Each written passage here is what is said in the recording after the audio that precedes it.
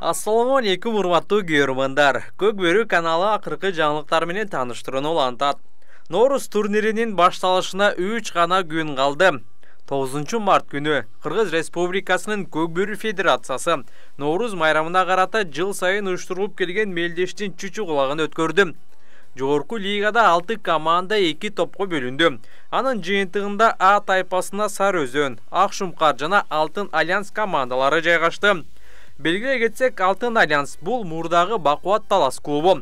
Ал эми Б тобунда болсо достук, ынтымак жана мурас жааттары орун алды. Сага керектүүнүн баары. Сенин эркиндигиң. Сенин баарлашууң. Сенин тарифиң. Сенин туура тандооң. Сенин номер 1 мобилдик операторуң. Переходи на О. Ысык көлдүн Мурас командасы алай мелдешке катышууга баш тарткандан кийин гана жогорку лигага кошулду.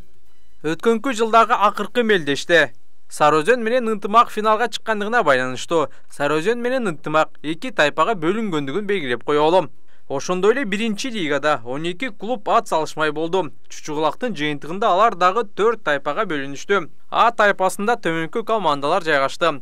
Жаштык, Жалалбат, Өзгөн, Ош, Жетаке, Ысык көл. Б тобунда Ачы, Жалалбат, Ысык ата, Чүй, Намыс, Нарын.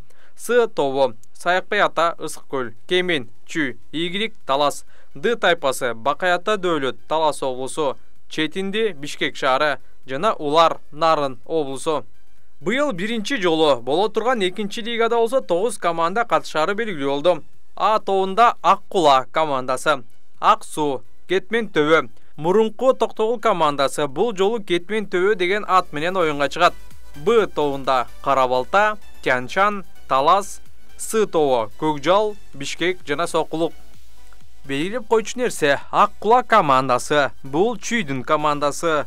Ипподромдун жамааты өзүнчө команда түзгөндүгү айтылууда. Оюндар Бишкек шаарындагы Аккула ат майданында 13 март күнү башталып, 21 мартка чейин уланат. Финалдар 21 март күнү өтөрүн белгилеп коелу.